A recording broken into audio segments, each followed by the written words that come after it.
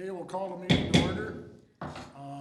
Just so everybody's aware now, when we go through this, when we get to the resolution of transferring the Appleton ambulance service to the hospital, that is where we'll open it up for a vote. And when we go to discussion, that's when all you people can be involved in your questions and stuff like that. So it's not like we're running it through ahead of where it shows on the agenda. And please come up to the microphone so, everybody can hear it. If you have questions, because people that are virtual can't hear it if you're not up by the mic. Does that include people in the hall? Can they come in at that point, or is this? Yeah, if they have questions, then they come up. I mean, we just need it because we've had a lot of complaints that, when people speak back there, the people on virtual can't hear it. Didn't know if this was. Yep. This is Amber. Can you guys, talk into your microphones a little closer, cause I'm virtual right now and I didn't hear hardly anything of what you said, Dan. All right, can you hear me now? Yeah, that's better. Okay. Be like Mick Jagger. So what did you say about the hospital ambulance situation? When we open that up for discussion, or when we open it up for a vote, and then we go to the second, and then when we ask for discussion, that's when the people from the hospital and the ambulance can ask their questions. So there will be a vote prior to discussion, is that what you said? Yeah, it won't be a vote prior to discussion, but that's the legal way we have to do it, to bring it to discussion so everybody can ask their questions.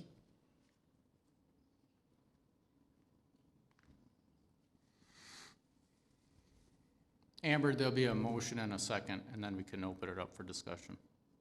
I might have to call in because I'm really having a hard time hearing you guys. How about now? That's better. I'll try to do that.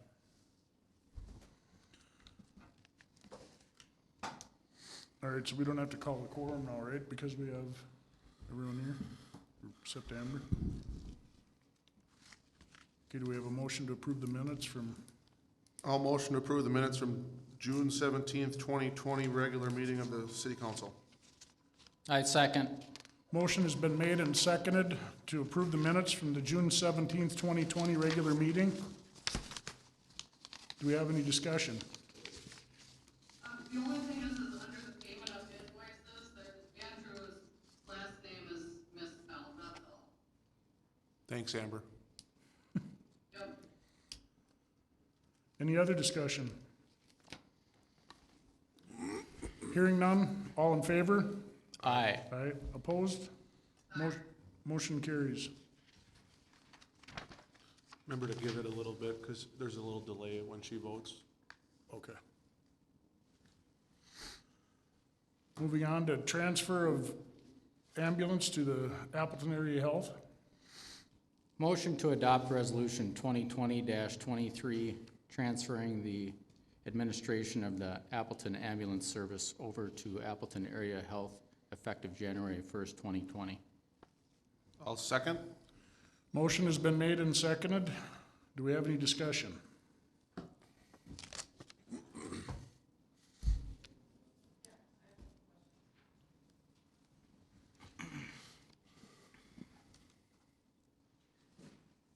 It feels like this motion to move the ambulance under the hospital has been rushed. Is there a reason that it's in such a hurry? Well, from, I know the topic's been around for about 15 years off and on, and I guess the latest go-around was it approximately about a year ago? We talked Closer to about 2, I think, is 2 when we years, were, so. yeah. Okay. It was about a year ago because it Was was it? when the hospital wanted to pay off their debt by taking the ambulance under them. But now that debt has been paid off, and it was about a year ago when that all started. Okay. Also at that time, it was said that the city was going to continue to maintain the building and the rigs. Is that still on the table? I looked back on my stuff, because Warren had mentioned that at the hospital meeting, and I didn't find anything that I looked back in the meetings that I had been in, but not stating it wasn't said some other time or prior. I don't remember that either, but it's, when you say maintenance, what do you mean by maintenance? I mean, Well, like How far? replacing the rigs and keeping up with the maintenance of the building, capital costs. That I do not remember from the conversation myself. I could be wrong, I'd have to go back and listen to the tape. It also feels like it's being rushed because 1 week before the ambulance was asked to choose or make a vote on if they wanted to stay under the city or go to the hospital. I was told by another ambulance member that a council member said the ambulance will be forced under the hospital by the first of the year. That doesn't feel very good to hear that from somebody else in the community.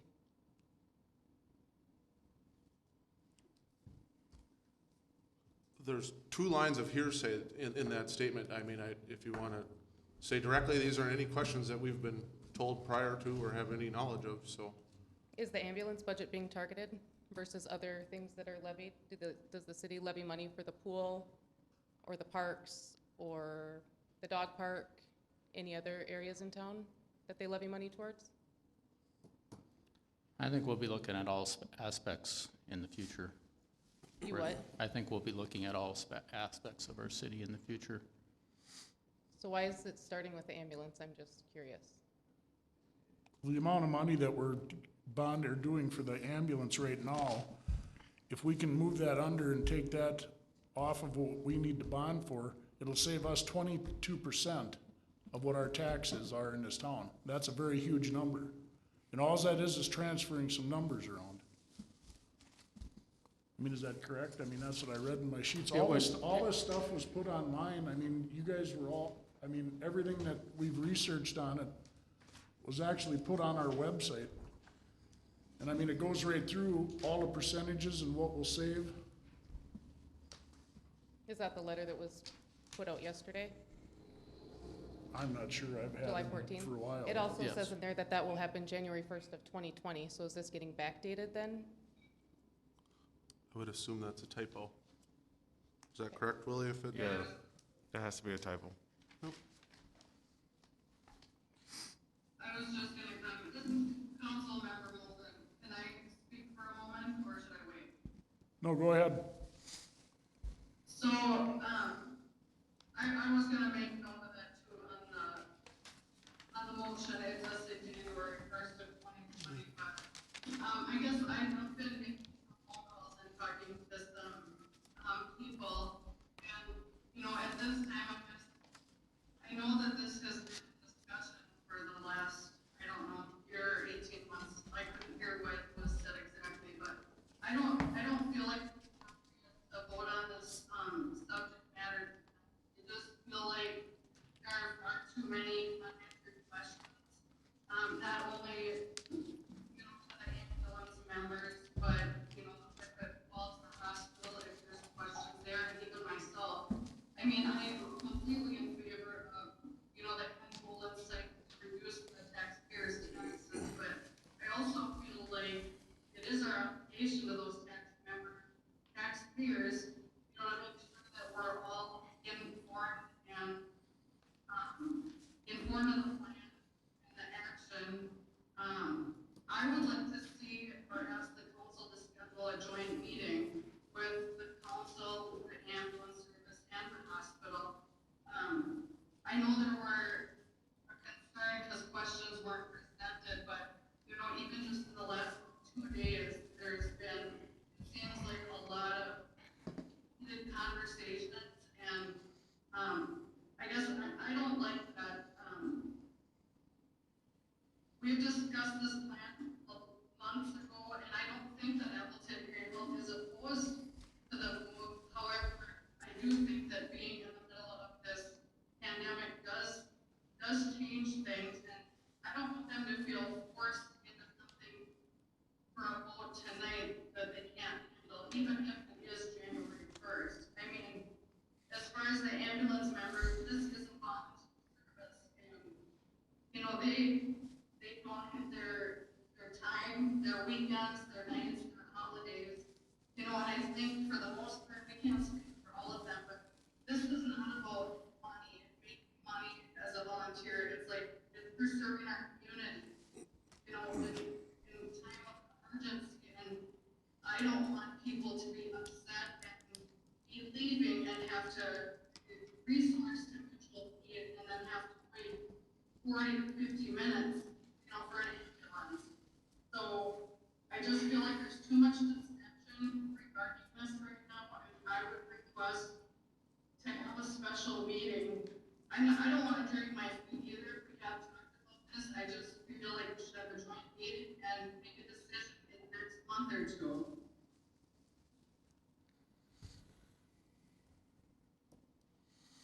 I would agree. I don't feel like any of the ambulance members are opposed per se to go under the hospital.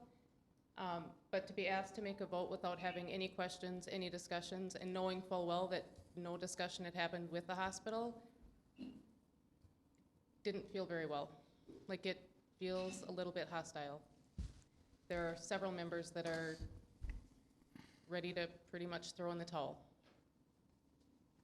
And then what does the city do? What does this community do? Has anybody ever had to utilize the ambulance? Would you want to wait 50 minutes if you were in a car accident? I wouldn't. Or if you were having a heart attack or a stroke or your child got hit by a car. It's an important service to have. And to not even be talked to, just told, you need to make this vote without having any questions, feels really disrespectful.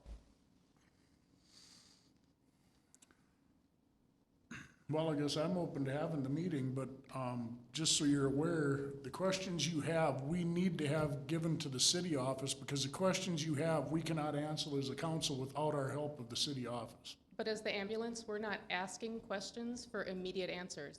We're asking questions so that there can be discussion. Because I've come to these meetings and there is no discussion. There's something on the agenda, it's motioned and it's approved and there's no discussion. Nobody in the city knows anything about what's happening.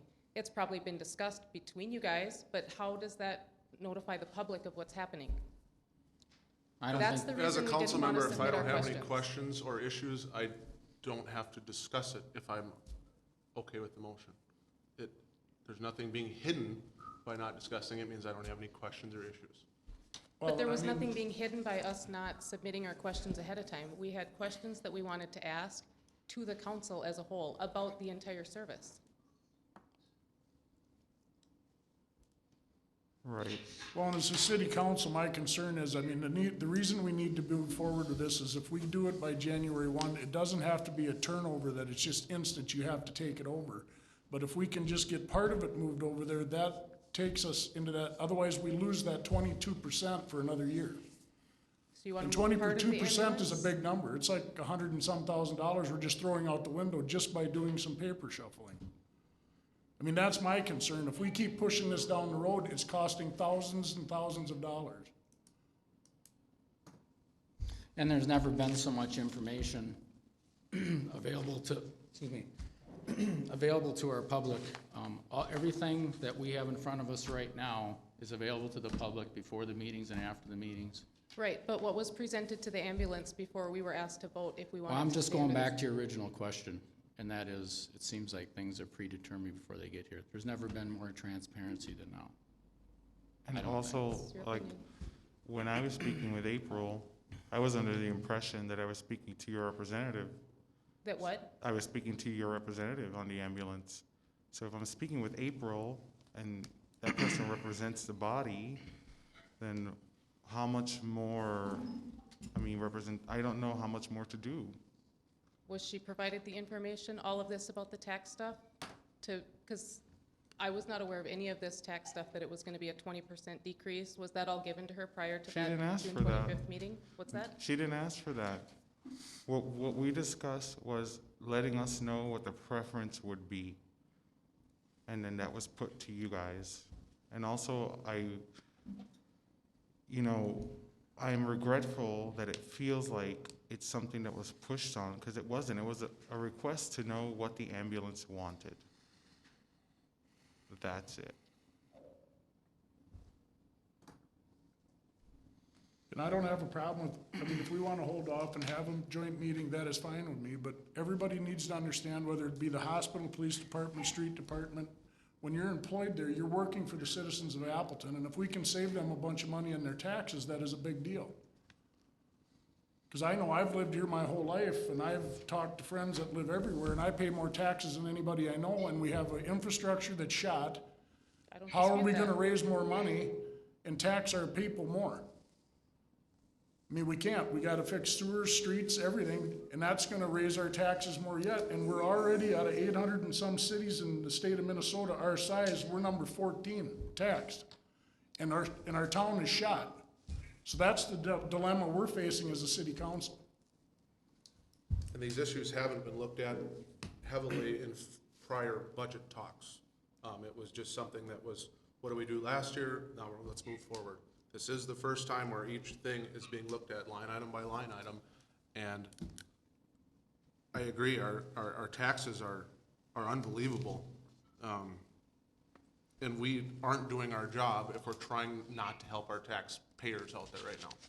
So to me, this is very important as well. I agree, it is important to help the taxpayers, but it's also important to maintain that relationship and keep an ambulance service in this town. We are an aging community. That is the fact of it. And especially during a pandemic. I'd like to touch upon something that you said, whether the ambulance budget is being targeted. That was a question. Yeah, so just to clarify, we're in the middle of the budget process and all of the budgets are being evaluated. I'm not sure that it's fair to use the word targeted because what we're doing is reviewing which aspects of the budget must necessarily remain on the tax levy and which do not need to remain on the tax levy. And just so that you know, not only the ambulance is being considered for not being on the tax levy. Some of the issues that we're dealing with regard to the tax levy and how high our tax rate are cumulative. We have a couple of items here or there that have been unnecessarily put on the tax levy that has contributed to where we are now. The ambulance is just, upon review, the one thing that we can really do to significantly improve the tax burden upon the Did you say it was residents of upon review? Appleton. Excuse me? Did you say it was upon review? Yes. It feels differently coming from the ambulance perspective. It doesn't feel like it's upon review. It feels like it is a forced issue, that it is gonna be said and done. April and I, along with the city clerk, met and reviewed the ambulance budget. We have been reviewing that budget independently from a capital perspective, from an operational perspective, and finally, from an aggregate perspective, which is the tax rate. I know that change is difficult, but to use words like targeted, it's a little heavy when I'm just looking at math. I wasn't accusing you of targeting the ambulance So then budget. why I would was you use that asking if it word? was being targeted. What would Because give you the there are other areas indication that that feels like a target? It what? What would give you indication that makes you feel like it's a target? Well, in your email, when you said that we refused to do so at our own detriment, that Right. felt, The word threatening. detriment so means, it's all in the perspective of what you feel. detriment means you didn't bring it to my office, which is what the structure of the government is, so I can't present it to the city council. But we do, are we required to put all of our questions through you? Are we not allowed to ask the city council? You can, We have a but liaison. if you want a significant response, you might want to bring it through my office. We weren't asking for a significant response. Like I said before, we wanted to ask the questions So so that you don't things want could be a discussed. significant response. What? You don't want a significant response.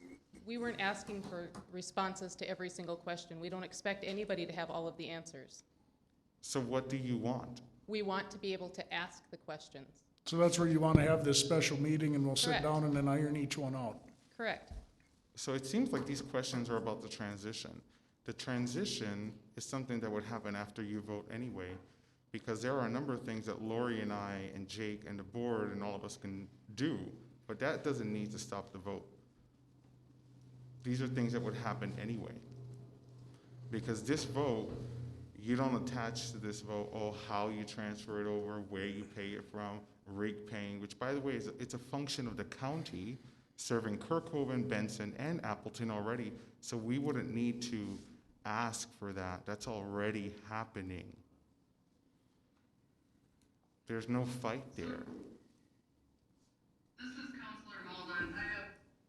Does the hospital have a specific plan if the vote were to go through on payment insurance, PDRA, such as that? You want to speak to this?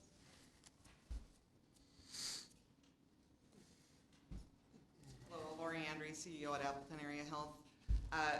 First of all, what I do want to say before I answer that, Amber, is, you know, we certainly do support and recognize that there are big challenges in the city and with taxes and that sort of thing. So certainly isn't our intention to add to or create more issues around that. So just wanting to say that. But Amber, as far as a plan, we know some of the things we're going to have to do. Do we know how long it's going to take to get payers and those sort of things specifically all figured out? And staffing is an issue with the ambulance. There's a potential for a bigger issue with staffing with the ambulance based off of some of the feelings of some of the ambulance members, from my understanding. So, you know, certainly there's a potential for that. Getting people staffed up. I know somebody had said to me that, well, you know, your nurses can take transfers, but we have 2 nurses scheduled every day, so you can't just pull nurses to go run down the road for a 4-hour trip in an ambulance either. So there's some of those things that are challenges that we're not opposed to trying to work through.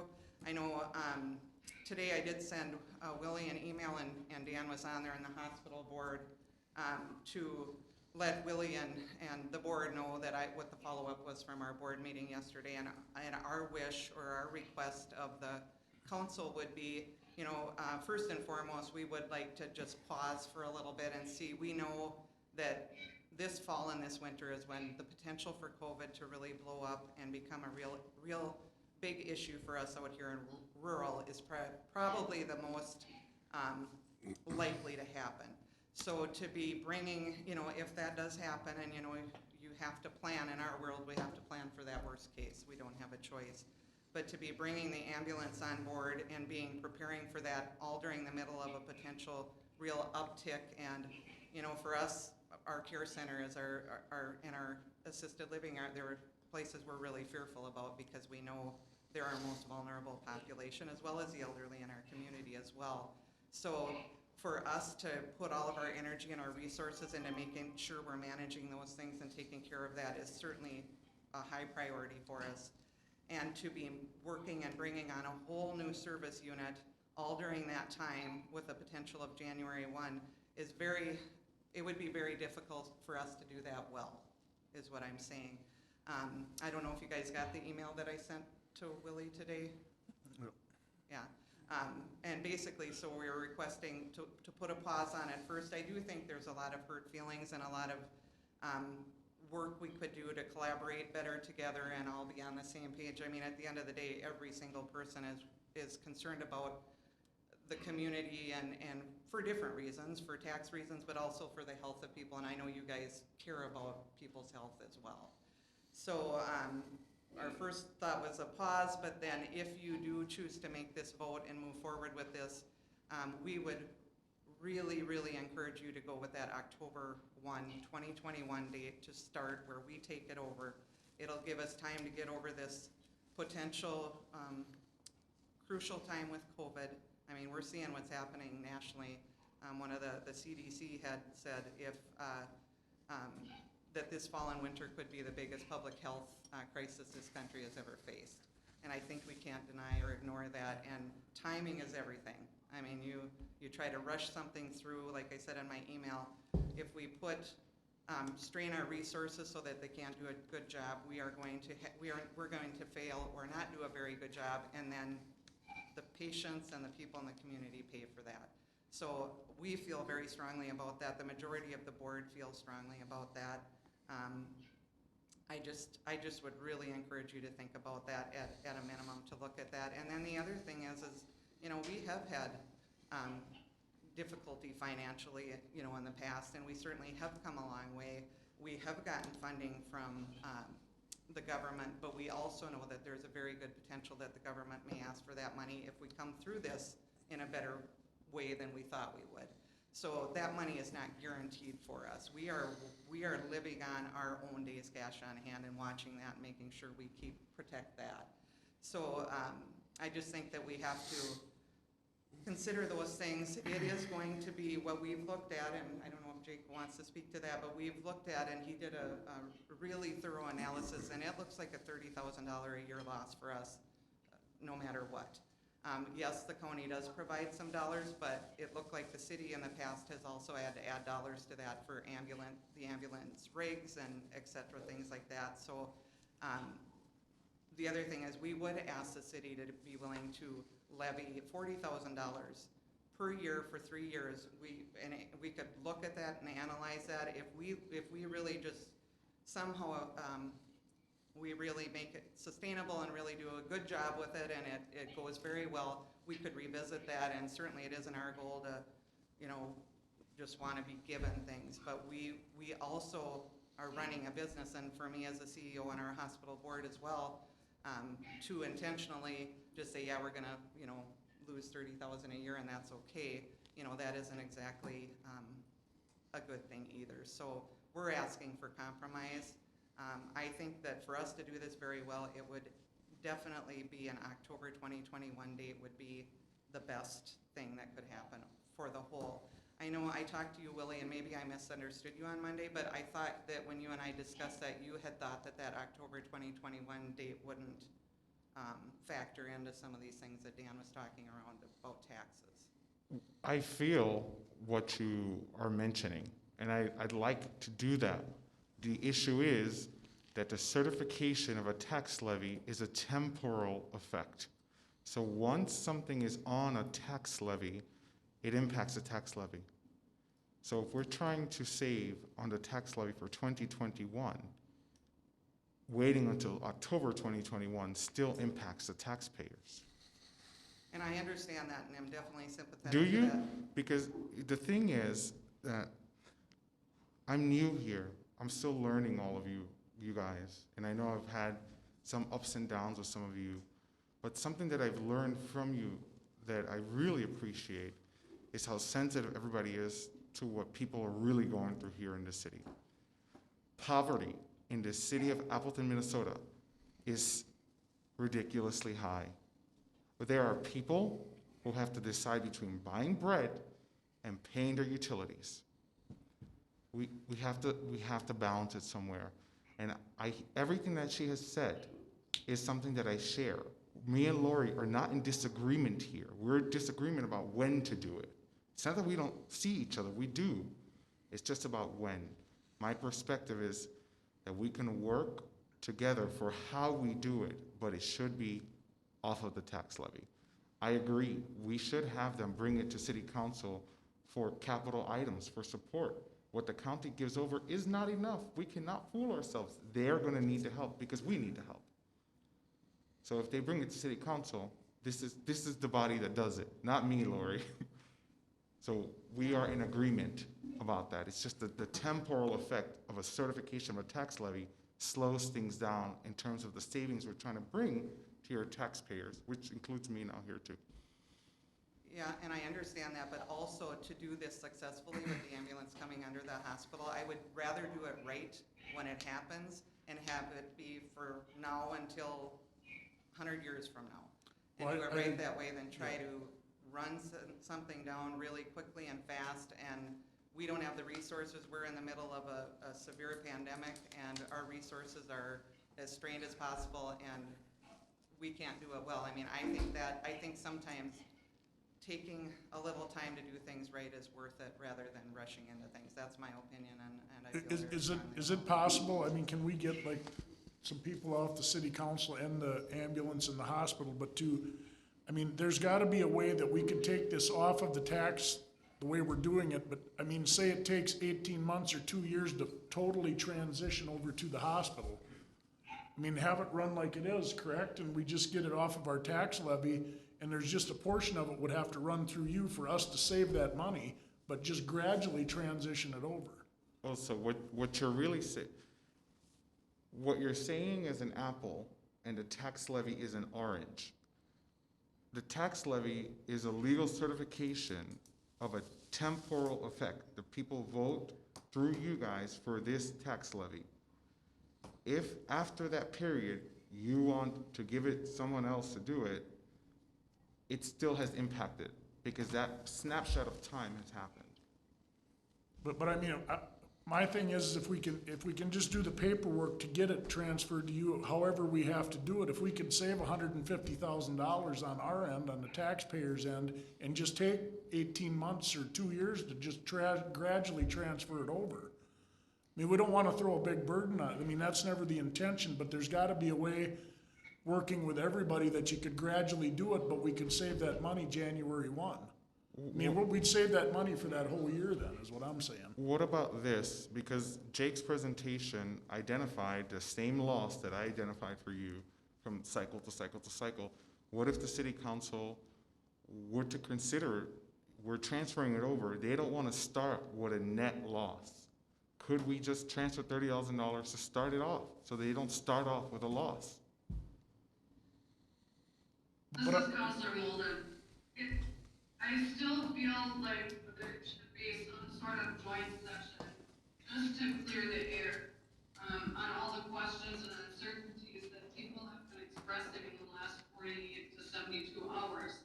I think there are several people that have that common goal that they would love to see the tax reduction. I mean, it's an awesome thing, but I strongly feel that having some conversation as a group would be extremely beneficial. And like I said, I don't want to drag my feet either, but having a meeting and making a decision even a month, I don't think is harmful. How does, just a question, how does the ambulance operate now? I mean, who runs it or what? I mean, I don't get it. How does it operate? I mean, That's why we have a kind of a structural problem.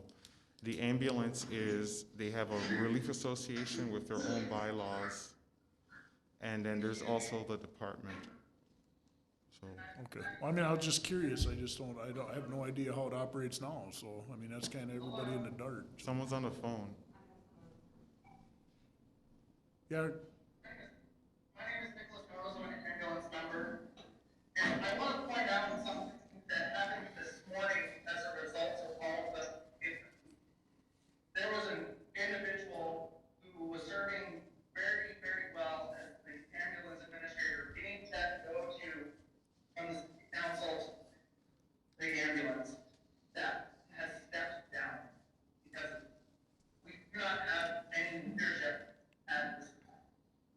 The other thing that I want to say is, one thing I was raised to understand was I don't sign anything or agree to anything unless it's in writing. What you are about to do by voting on the resolution is in writing, saying everything being transferred over. What difficult would I can't hear him. hold up for a month, discuss everything, and then when you vote on it at once, it is literally everybody needs to get writing, so everyone is protected. What is the difficulty? What harm would it do to hold off on a month to sign something into the city books that would then ensure everyone?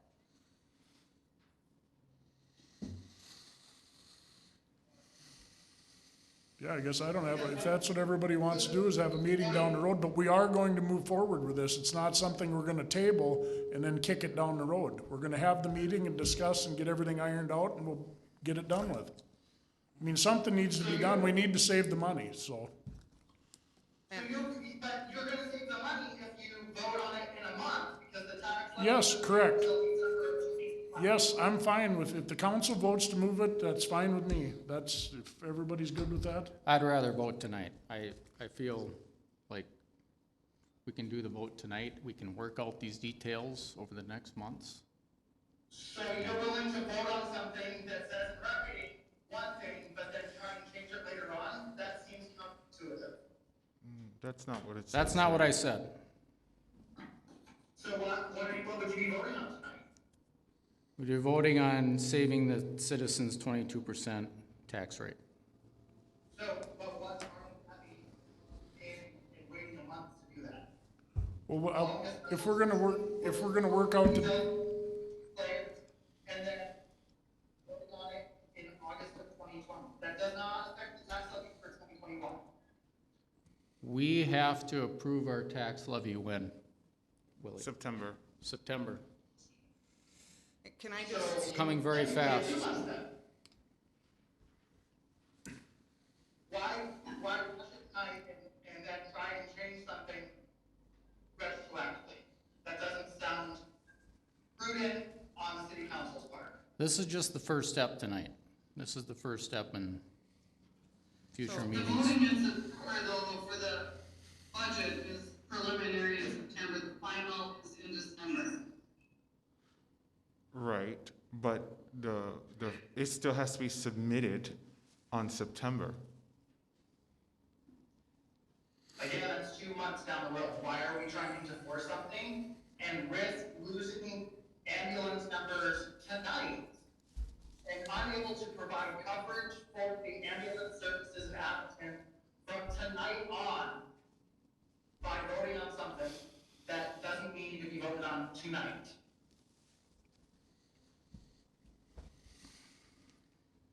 so, I would love to try to explain to the citizens, to the residents of Appleton, why they have to call Benson or Dawson or Madison this weekend in the middle of the summer to come to the Appleton pool when their kid is drowned.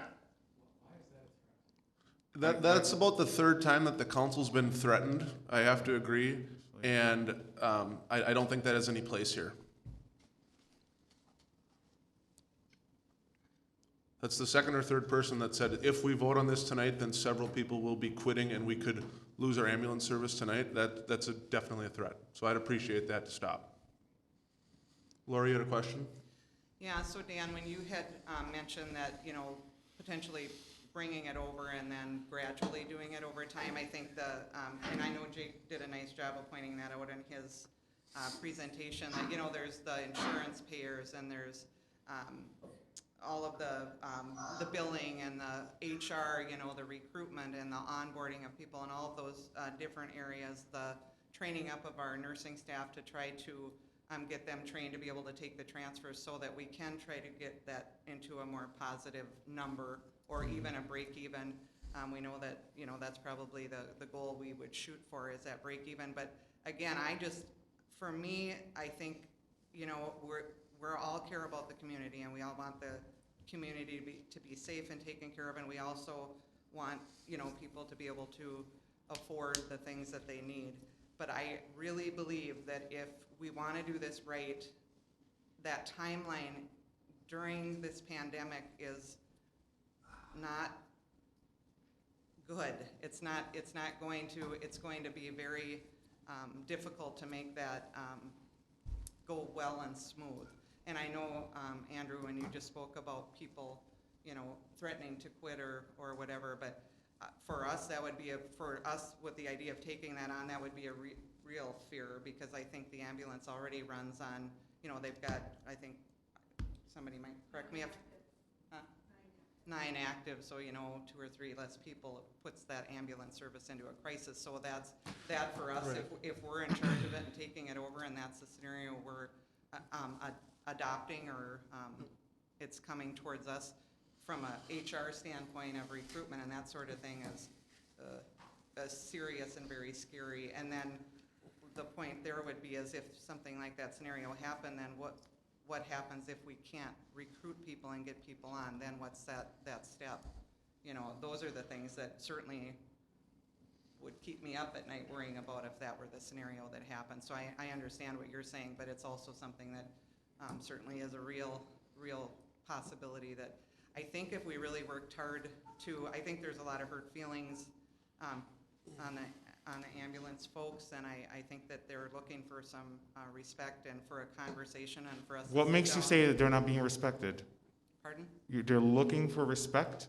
I think they're feeling, they have felt disrespected. Here's the in thing this. about feelings. You can't quantify them. Well, I'm not gonna get into that with you, Willie. I'm just trying to bring us together so that we can all work together and there's not this push and pull. They're so subjective. Lori, here's what I struggle with. First of all, I understand I think everybody does, what's going on with COVID. There's nothing to say that the fall and the winter and the spring will be brutal. And we could be having this conversation that, oh man, spring and summer next year, it's still terrible. October's seeming too soon. I don't know if there will be a good time in the next 2 years, 3 years, whenever it is this thing gets handled. We should have a vaccine by then, so that's I gonna hope so. change, that's gonna, well, the experts are pretty confident that by that time there should be, so, that for me brings me comfort. But the other thing is, we could make that commitment to you guys, that, or you just make the decision, and this is the date, and that's it, and you guys better just have it ready, and it's on us then if we're not ready. But at least we've been given a proper amount of time to make it a successful thing. I mean, that's what if we're gonna take it on, we want it to be successful, we sure don't want it to fail. So that's, I guess, what I'm asking, is just that consideration and that. And maybe that is, maybe if we do all get together and have a conversation, maybe there's things we can look at in ways that the ambulance could help us, that we could make things move quicker. I don't know, but until we have those conversations with each other, how are we gonna know that? And I think that there's very smart, intelligent people in all of these areas that could bring something to the table that could give us a really good idea of what it's gonna take to make this a successful transition. And that's what I'm asking for, and I just wish that, you know, you would consider that. Right, what's so difficult about that is that pushes it to 2022 for our taxpayers. That completely eliminates $$60,000 till 2022. Right, but I think of it also from the perspective, if the ambulance, for example, we just can't, it fails and things don't go well, or there is a bunch of turnover, or whatever the case might be, and then all of a sudden we're having a community without an ambulance service. I mean, that for me is a much worse case scenario than, How long can the ambulance run the way it's being run right now? I mean, if there's no, you know what I mean? I don't know how it operates, that's why I'm asking. I mean, it can run for 10 years the way it's running right now, or? With more people. That's our hurdle. But I mean, how are you doing the billing and, I mean, insurance, and I mean, where's that coming from and who's doing that now? That all gets submitted to the city from our timesheets and billings, Mm-hmm. and then, So you guys do all that? Right. Okay. and then it's all, and we get paid through the city Yeah. for a time, for call and transfer. So how can this not transition if we do it January 1 and we transition, they do it right now the way they are, just so we can save that money and gradually transition? That's what I'm trying to fight with here. Right. All the submissions. Everything from the hospital would happen. Jake, do you wanna just kinda, there's the billing is outsourced, there's different things, but for us, Oh, it's, so that's For us, outsourced, it's- somebody else bills your stuff then? I mean, bills. Right, but we pay for the insurance, all that stuff comes from the city, Oh, okay. taxpayers. but for us, it's, and Jake, you wanna speak to a little bit of that? Hello, Jake Redepenning, CFO of Appleton Area Health. One other thing about that quick timeline is payers, insurance companies, Medicare, Blue Cross, Medicaid commercials. We would have to, change everything over, not even change over, get all new negotiated rates with our payers, do a bunch of different paperwork, especially with the government, Medicaid, Medicare, that we run a risk that if we take it over 1/1, we are not able to bill for, say, if a Medicare patient got, 1/1, all of our billing was supposed to be through us, we won't be able to bill for them.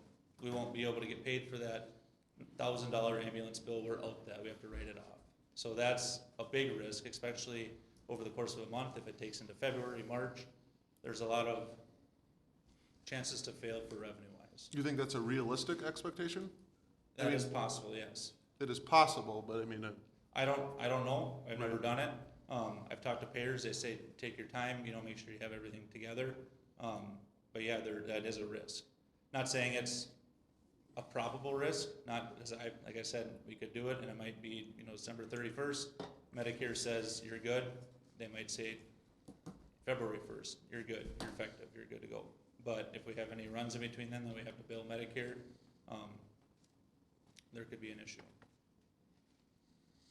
But that is a risk that we run for revenue-wise. So to get it on the tax part of what we're doing, all that would have to be there instantly to get that tax break? Would need to be off of our tax levy completely. So we would So have you to take, couldn't do the bookwork here then, and, No, all that has to be. all the handled. expenses would be our. And the revenues. All, yep, expenses, revenue would be our responsibility. Well, any more thoughts? I mean, I personally know with the questions that we've asked here, I would like to know more about how things need to move, but I don't know. It's up to, you know, it's up to you as a city council too, so I don't know. I can't hear, is that, Talking to the mic more, that was Amber. Does anybody have any more questions for me? Warren Rao, Hospital Board Chair. I need a little education here, I guess. Dan, you mentioned 22%. Explain to me what that 22% is. The tax rate right now for Appleton is 205%. And And my understanding of that number is, and correct me if I'm wrong, but basically the League of Minnesota Cities looks at the average income in Appleton, and they look at the average house in Appleton and what it's worth. And then they say, this is what the average person in Appleton can pay. That would be 100%. Okay? And, you know, our surrounding towns, Madison, Dawson, Canby, they're between 116, 148, somewhere in that range. You know, so actually everybody's a little bit above 100%, but we're at 205%. So when he's saying a 21.7% decrease, it's bringing us down to somewhat in their ballpark at 183%. So it's what the average Appleton person on the average income can afford. The 22% is kind of messing me up here. That is based on what, $160,000 budgeted? What are you asking? I'm asking how we arrived at that, we're talking 22%, which is a Okay. huge number. So I our don't tax, disagree with that. our tax Would you like levy me to is, respond? Pardon? Would you want me to respond? Sure. Okay. If you can. So the net tax capacity of a municipality, it's what we colloquially call your tax rate. It's composed of your total tax capacity minus homestead exclusions. That gets you to what's your taxable tax capacity. I'm not making this up. This is really the way it is. Fully Okay. understand that part of it. I'm just wondering how That, the ambulance can be, so if you're asking me a question, you have to let me answer. The levy that you levy gets divided by the total tax, the taxable tax capacity. And then that's how you arrive at the figure that you're asking questions about. The ambulance costs are a portion of the levy that we're raising, right? So when you reduce that amount, then you have less of a levy to be divided by the taxable tax capacity, which will give you a different, lower tax rate. So that's where we get that difference. my question is, you're basing that 22% on what figure for the ambulance cost? it's also not, 160,000? it's not 22%, it's 22 percentage points. So it's dropping from 205 to 183. So a percentage would be like 10% or something like that. You're still not getting, either not getting my point or not getting the answer that. I'm not getting your question. What are we budgeting for the ambulance? $160,000.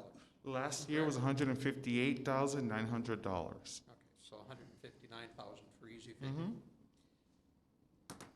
When, in any of the experiences I have had for levying, and I have had some, when we set up a budget, we project our expenses for each specific category, 159,000 for the ambulance. And then we project our income for the year, which 120,000. 120,000, okay, well, at one point was of the assumption that the ambulance had lost to net of 10,000 last year, but say 120. So that leaves $39,000. So the 39,000 is what you are actually levying for the cost of the ambulance. No, sir. You're levying the entire, as we would say, shebang, the entire 158,900. That's what you're asking taxpayers for. This is the part that's it's heartbreaking, because even if the ambulance were making hand over fist money and be in a very good position, once they're on the tax rate, they've already affected the tax rate. even if they're making all these revenues. And the way that you would save the taxpayers in the next fiscal season is by requesting less on the levy because you had enough revenues in the ensuing year. So you're not budgeting 160,000, you're levying 160,000. Our levy is composed of the budget, sir. Well, that's a different way of bookkeeping than, not saying that it's wrong, it's a That's different how our method. levy is composed. Different method for city budgeting than there is for some other government. Truer words have never been said. But anyway, I appreciate, Dan, you mentioned, or you have questions that you don't really have answers for. I do, and I fully support what Lori and Jake presented, that we're not, as a hospital, we're not opposed to the ambulance coming under our wing. In all honesty, I feel that's probably where it belongs anyway. But timing is definitely an issue. And I guess from a hospital board perspective, I have to oppose this because of the fact that we are trying to make money. We're trying to operate in the black. The city is trying to move the ambulance out of its budget because of the fact that it's losing money. No, that's You don't not wanna- why. Because Well, of it the is part burden of to it. taxpayers. Let me finish my thought now. I listened to you before. It is part of the rationale that you're looking at, Not mine. because it's on the table. It is part of the decision-making process. that No, you're going it's through. not. You're trying to give that to the hospital so you don't have to levy for it, but yet we are going to have to take it on with the assumption that we're gonna lose money. So Willie made the suggestion like a half hour ago for us council members to transfer $30,000, 1/1/21, to help you with that burden. And that maybe hasn't that's been, gonna be part of it, but you're approving a resolution here, which I have no idea what the resolution says. We don't have a copy of that. It's Maybe it is online. posted online. I apologize, I did not read that beforehand, if that's the case. we're motioning to adopt the resolution transferring the administration of the Appleton Ambulance Service over to Appleton Area Health. That's the That's resolution in That- its entirety. effective January 1st, and it's printed 2020, it should be 2021. 2021. Okay, Yeah. Sorry about that, guys. all right. Yeah. This is Counselor Holden. What happens if the hospital, or can the hospital refuse? What if the motion were to be voted on and passed? Can the hospital refuse to accept? No. The hospital is owned by the city. Okay, Danielle? well, go on. That's correct. We're all under the city umbrella.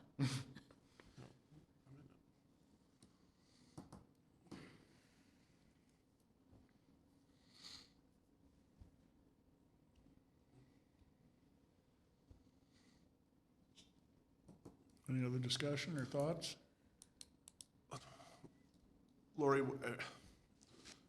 what's your thoughts? I mean, I'm also not opposed to having a joint meeting and hashing out some more of these questions, but in my heart of hearts, I think your management team has proven they're pretty dang good at what they've done. They've turned around a lot in the last 2 years. I think this can be pulled off January 1st pretty well and save a lot of money for our taxpayers. So that, at the end of the day, I'd be okay with transferring some money to help with the losses of it. But there's such huge tax implications if we can get it done January 1st. What are your thoughts on that? Let me, Sure. I mean, I think you guys have proven that in the last 2 years, that you can get a lot done. And we are 5 months out, and we're talking about saving our taxpayers $160,000. Yeah, well, we appreciate that comment. The difference with this is, right now, is we're in the middle of a pandemic, and that's not even in the middle, we're in the third inning of a pandemic is where we're at, and that is the thing that if we had none of that to worry about, yeah, I would say to you, yep, I think we could get that done. But I think that what I would appreciate is that conversation around, because actually, some of the ambulance members came to our board meeting yesterday, and like Jake said afterwards, he learned some things from them that we didn't know that would be helpful to us. So maybe having that conversation, and if we can all say, you know, if we all pitch together and we all work on this, and hopefully, you know, if we need assistance from the council as well, maybe we can come to that conclusion. So if we could have that conversation and come to that place where we all feel like, you know, we'll shoot for this and we'll, you know, go this route, but we're gonna need this, this, and this to happen. I mean, I would like to, I know, Jay, you said, well, you can iron those things out afterwards, but it doesn't feel good to iron things out afterwards because, you know, it feels much better if there's some conversation and you've got a clear path and clear decisions about who's doing what, what's gonna happen, and how it's gonna happen. And I think, for me, I would appreciate that. I'm pretty confident from what the ambulance was saying that they would probably appreciate that. And I'm not saying that maybe we have a conversation and then at that point we either have really good reason why it can't happen or a really good reason why it can happen. But we aren't gonna know that until we all come together. There's just things we don't know about the ambulance. Well, and And how that's the to bring same that here as a business- council member. I mean, I had no idea. I mean, there's really no explanation how things operate. So, Right. I mean, we're kinda all in the same boat, and I understand that part of it. I'm okay meeting on Monday or Tuesday jointly with the hospital, the ambulance, and the city council, but I would have to hear, it cannot be done. It cannot be done.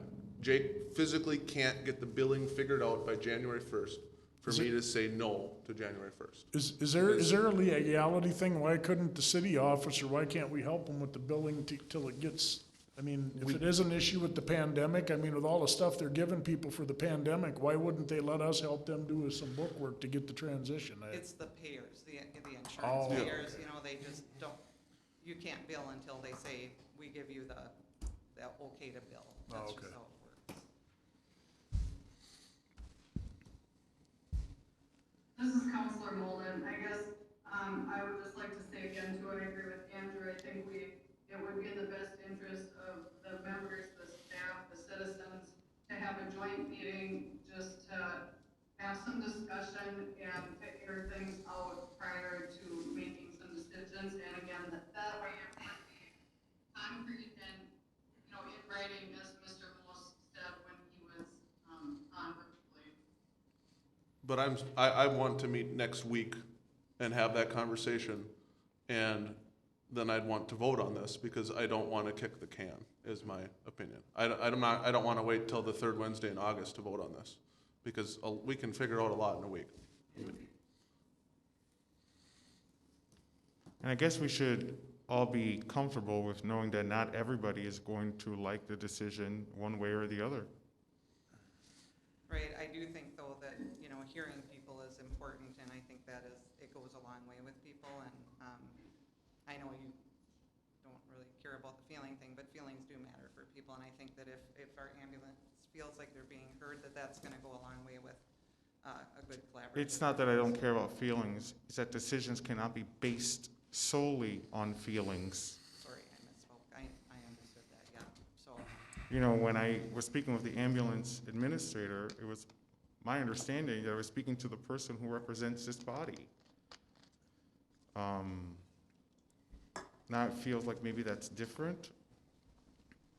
At any rate, I understand the decision to maybe want to table it until you want to know more about it.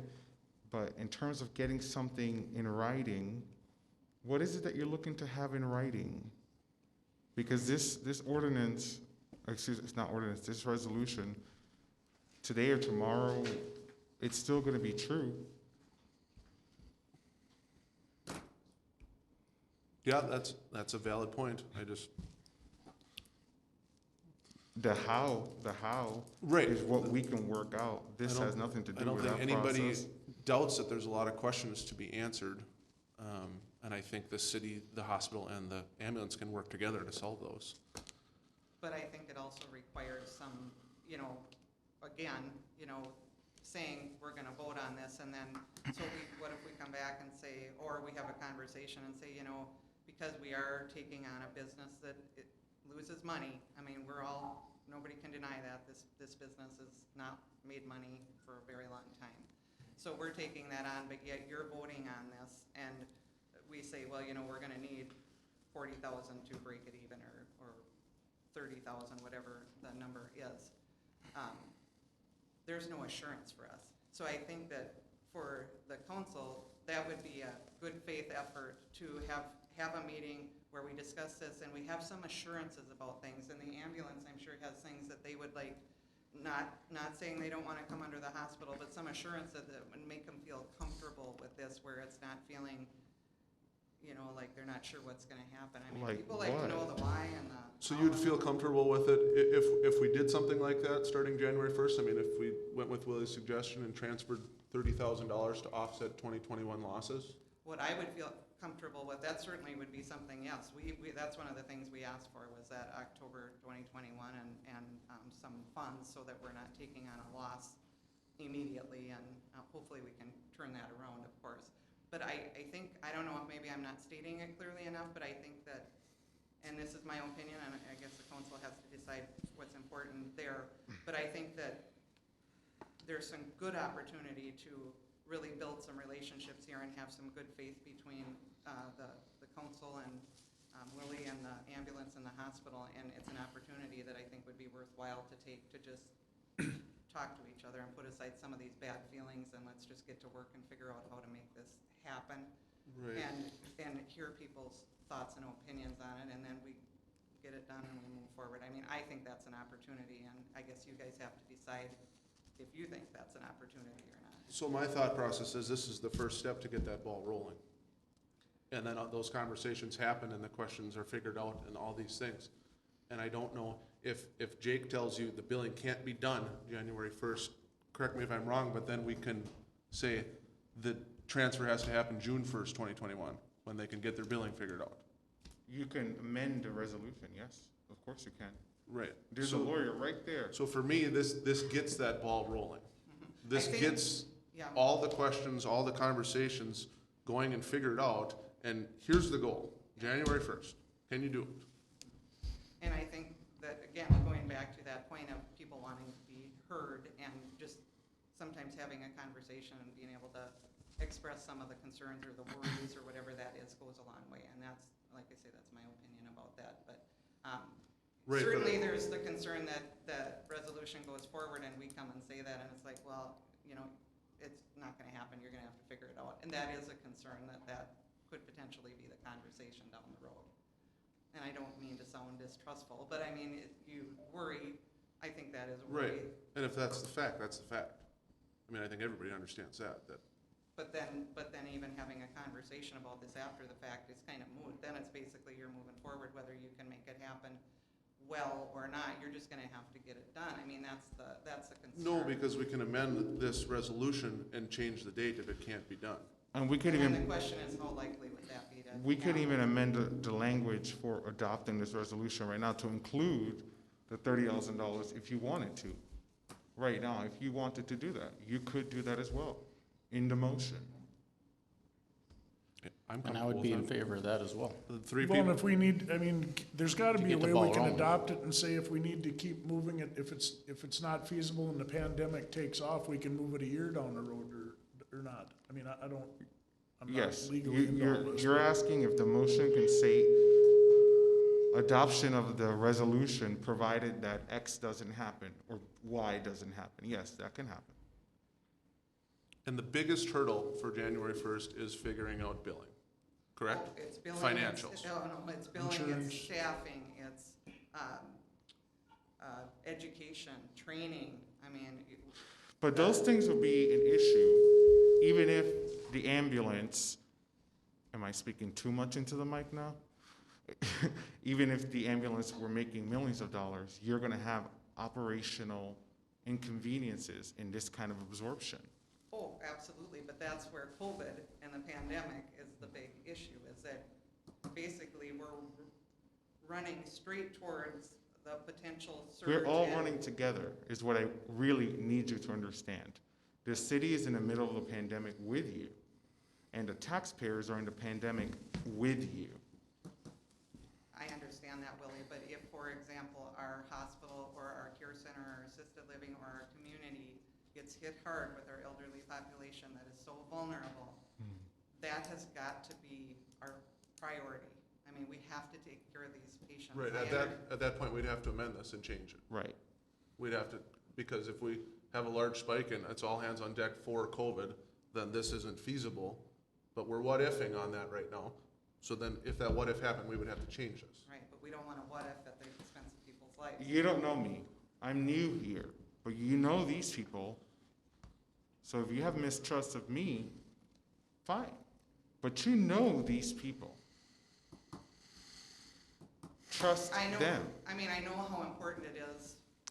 Well, my to get concern this is off too. of the levy, and that's where I don't want that to get in the way of people's health and welfare either, you know, of the care they get.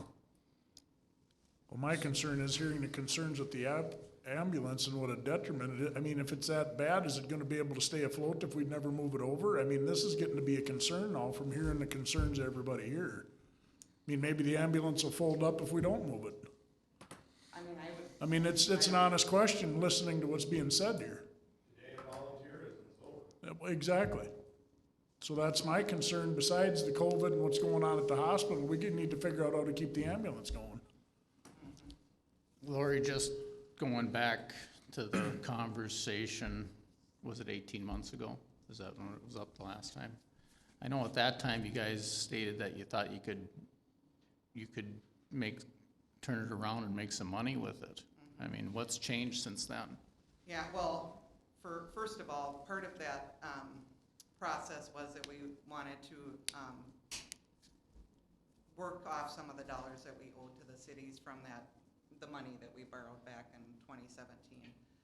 Now, of course, that's paid up, so that isn't part of that piece. But the other thing is that we had a lot better information this time when we did the analysis. The last time we had a one-page document, budget, and Jake can speak to that. And this time we had a lot, which, thank you, Willie, for all that information. We were able to, and I think you saw in Jake's analysis, it was a deep dive. So we were able to really get a much better picture of what that was gonna look like. I'm not saying that, you know, we won't be able to get it to break even or maybe make a few $1,000s. I'm not saying that, but where it currently sits, it's losing around $30,000.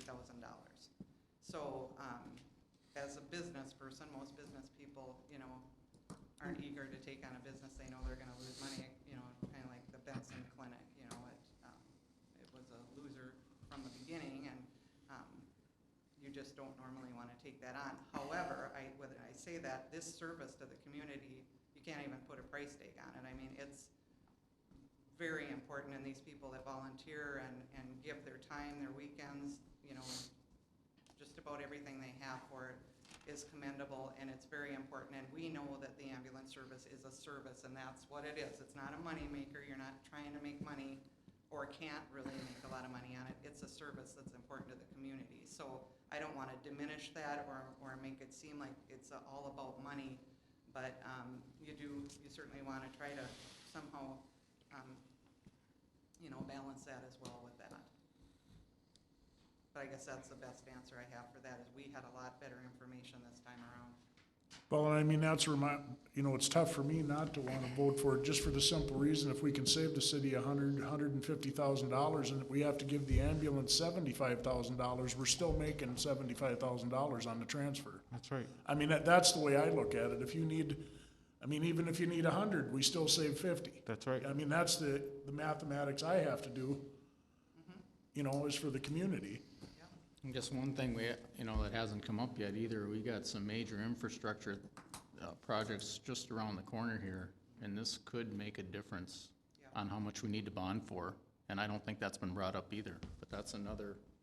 You know, and because of that other thing with the money that we got back from you from the sewer plant, that actually got us in good standings now with the bonding people, so now we stand a chance. So the project we're doing with our water plant right now, we couldn't get grants because of that. Now we have that cleaned up. Now we're possible, and now if we move something like this, it'll up our ratings.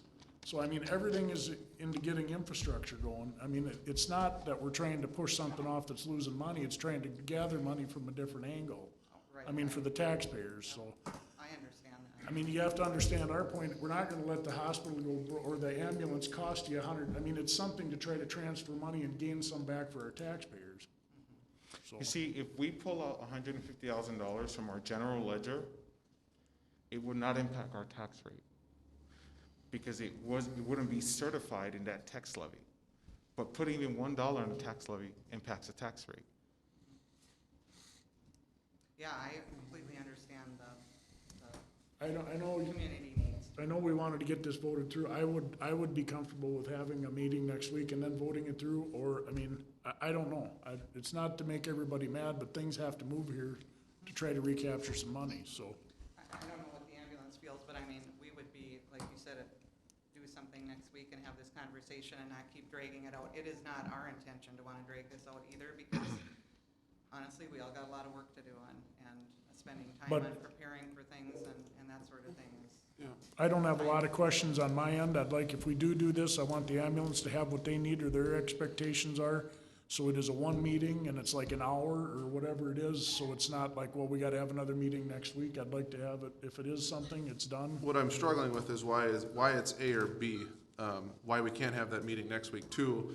And like Willie stated, what's going to change? I'm not going to change my opinion. It needs to be done January 1st if it's possible. If you tell me it's not possible in a week or a month or 2 months, then we have to amend this. So I would lean right now to see this go and have that meeting next week and then add an amendment to add $30,000 for a transfer form. I would as well. Amber, what are your thoughts? Well, I still feel like we should have a joint discussion first and then make a decision. These people have dedicated 5, 10, 15, 30 years of service to our community, and if they're asking for time, I feel obligated as a council member to hear them. Without putting a date on it, I'm not opposed to having a meeting next week, but I strongly feel obligated to hear not only just the ambulance members, but, people from the hospital if they have questions, or people from the community. They are our taxpayers, and I feel like they deserve that.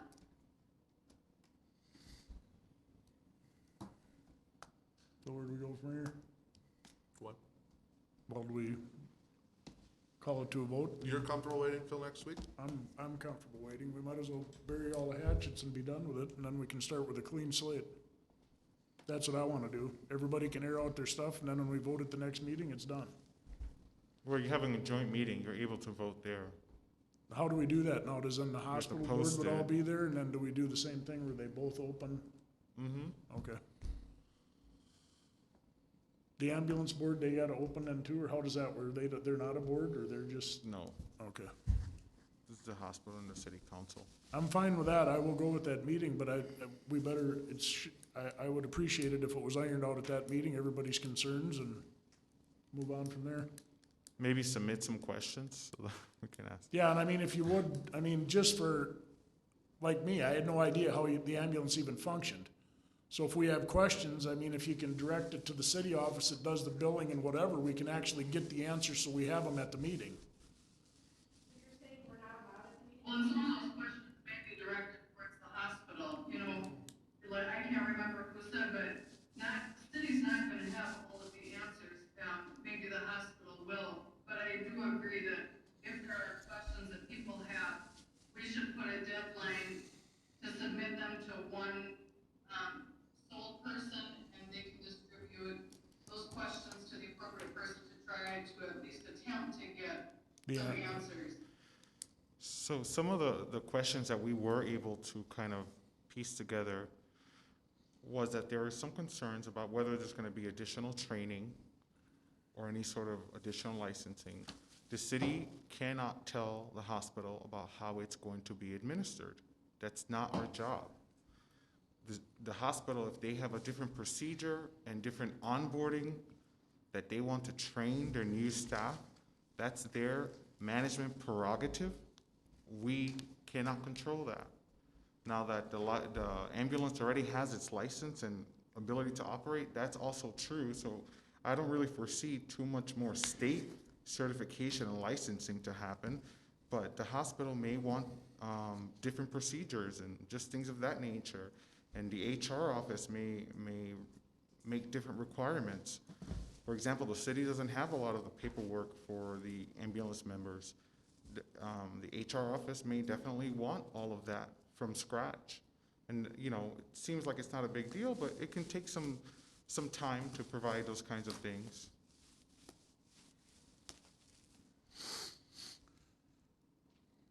What's the earliest date we can have a meeting next week, Willie? I would have to check the calendar, but. Can I make a comment, please? Go ahead, On this issue, real quick. In addition to questions that the council can get, there seems to be a lot of fear by ambulance people about this move. Why? I don't understand that. But why? So could the ambulance folks who feel that way, could they let the council know what the issues are? What is it that's fearful about it moving to the hospital? I have no idea. I haven't studied the issue.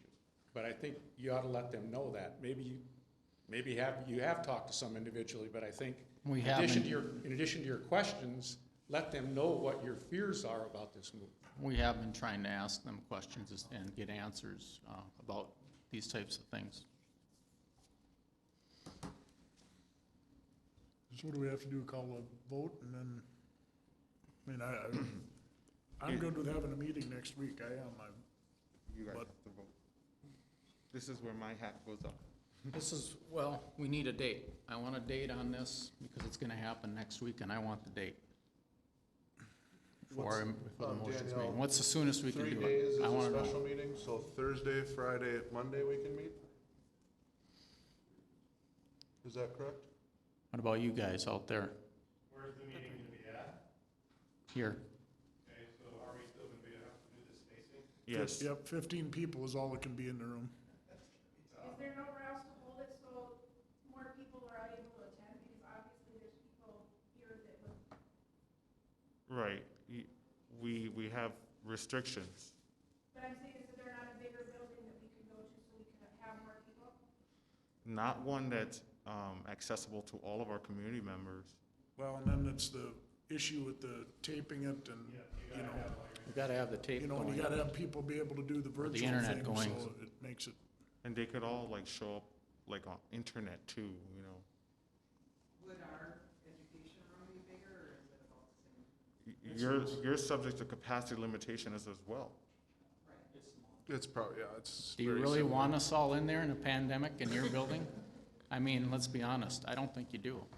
But, Well, I mean, actually, Jay, what we do is we screen everybody that comes in with a temperature and have them put on a mask, so we're a very safe place to come to. That's true. I just hear everybody, people can't even come see their loved ones right now in care centers, so. For this, yes. No internet.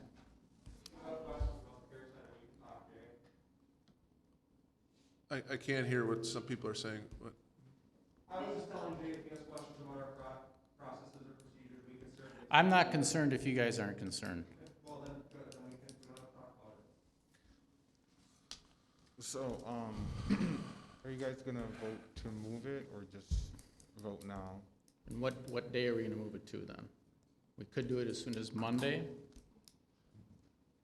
That's No? correct? That's not correct? Nope, that is, Okay. Okay. That's right, we have disinfection going on Wednesday. so Monday is a conflict? Yes. We've got service master coming into the city buildings Monday through Wednesday next week, if it's gonna be at a city building. We need, Oh, okay. So that'd be a good reason to have it at the hospital then? I don't see why we would look at the 52 wing. I don't know about the internet out there, because with the school, they do have the internet. It's But something we'd have to look into. something as strong as this, we don't know. We'd have to check into that. We need a calendar, sorry, guys. The location can be determined at a later date? Or at a later time, or we could look into it, or? Well, when you post it, you have to say the location. Okay. They said Monday, Tuesday, Wednesday, the building's being cleaned here. so we'd have to have a different facility at the beginning of the week. Is the are you available Monday, Lori or Jake, your meeting room? What about the evening, Monday evening? 2 nights?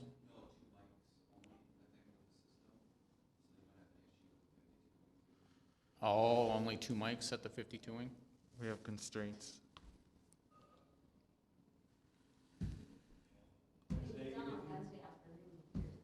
Wednesday afternoon? Do you want to do Wednesday afternoon? There's no way Service Master could leave this room till Wednesday? No. We can, if we tell them to kind of hurry up, yeah, but Yeah, and we can contact them and see if they can start Tuesday, you know, some of the buildings are taking a little less time, so it could be done Wednesday, later afternoon, but I would have to yeah. let them know that they need to be done. So maybe Wednesday at the same time. Wednesday at, do we want to do the What time are you thinking on Wednesday? Wednesday same time? 5:30? I'd personally prefer earlier, 4 o'clock or something, to be able to catch bedtime with my kids, read some books, but that's just me. If people could make 4:30 work, that would be much nicer. I can do a 4 o'clock on Wednesday myself. Amber? No, I would have to do at least 5. Well, 5 is fine too. 5 o'clock works, Amber? Yeah, that should work. Okay, let's do Monday at 5. No, Did you say Monday? Wednesday, No, sorry, Wednesday, sorry. Wednesday at 5. Wednesday at 5. Oh, yes, Wednesday at 5 is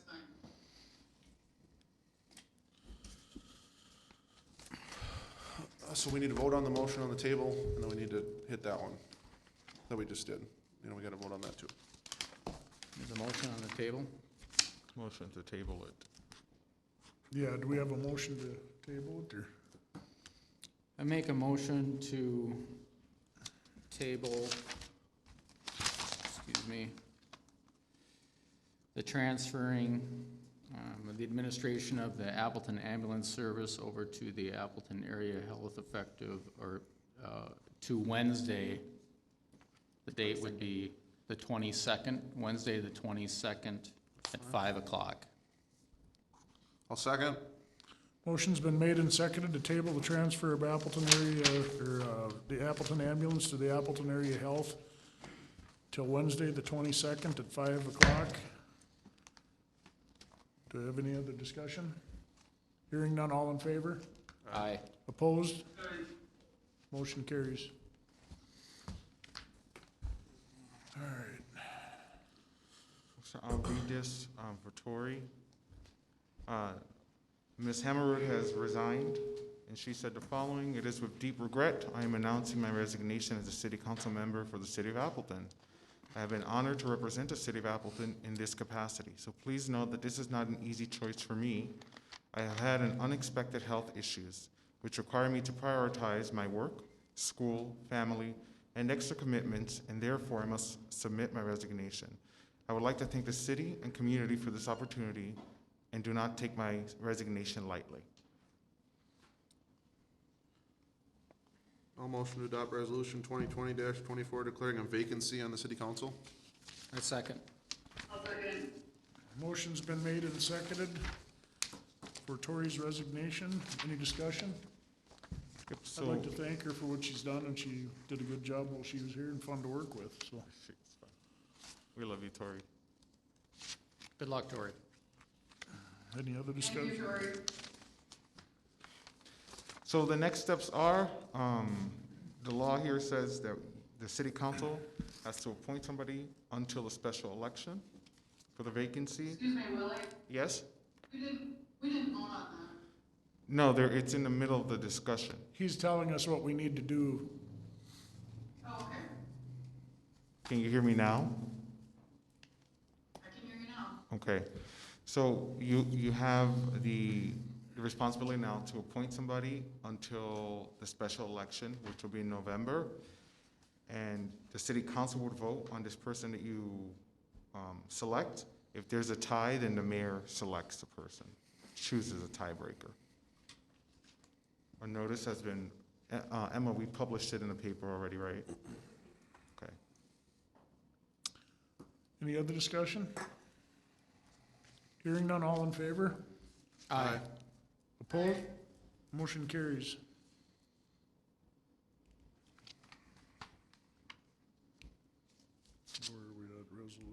Gibson. I'll motion to adopt resolution 2020-25 approving second quarter gifts and donations. I'll second. Motion has been made and seconded to adopt resolution 2020-25. Any discussion? Hearing none, all in favor? Aye. Aye. Opposed? Motion carries.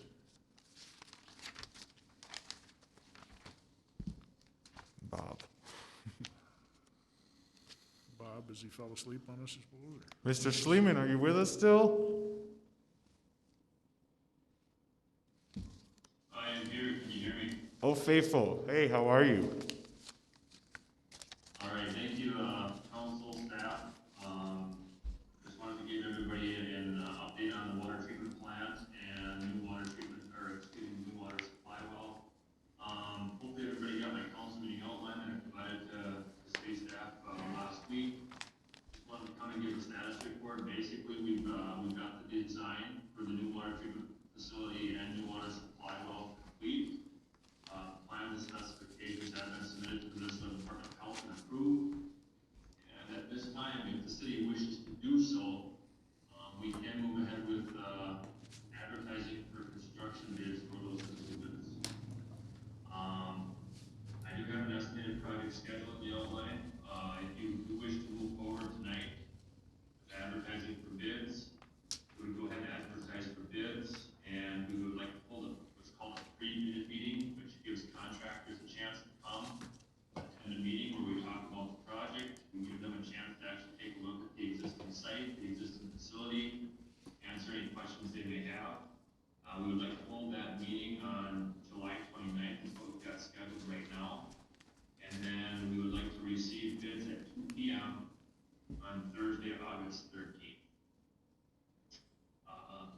That would allow us to take a look at the bids, review the bids, and hopefully come back to the August 19th council meeting and possibly award a construction contract if the city would like to move forward with construction. If that does happen, construction would likely commence then in September or October of 2020. And then be looking at a substantial completion for the project late in 2021 or early 2022. Right now, we're looking at January of 2022 for substantial completion. And then we would have a startup process, which would go into, we're looking at probably July of 2022 to finalize that. Any questions on anything?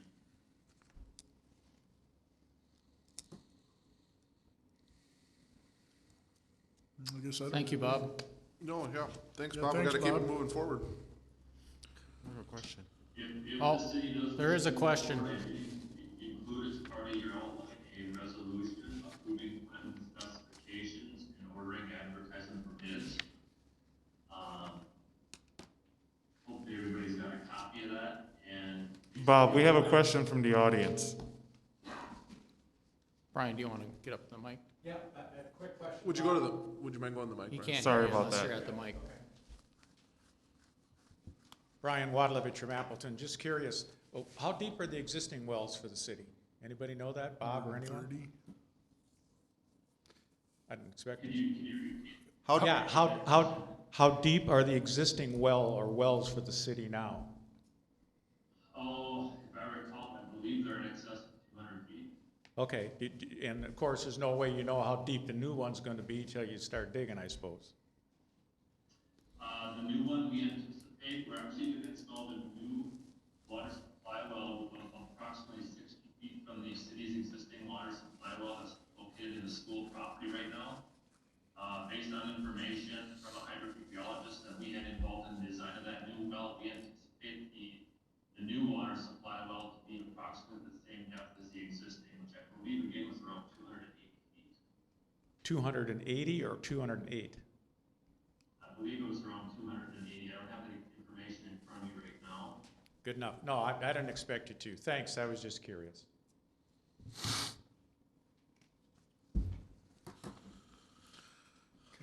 I'll motion to adopt resolution 2020-26 allowing for bids to be advertised for the water treatment project. I second. Motion has been made and seconded for the project to move forward at the water treatment plant. Any discussion? Hearing none, all in favor? Aye. Opposed? Motion carries. Public comments. No, we have Rhodaberg and Berryman to speak to us about the airport. Where did I miss that? Thanks for waiting. Yeah, because we're going, We had some email issues. We tried sending some things over, so I printed out some hard copies of my quick presentation. Thank you.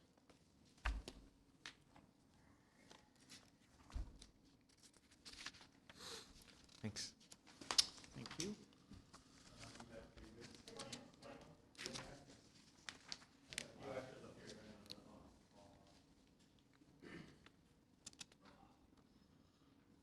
All right, Mayor, Council, thanks you for your time for having me come up tonight.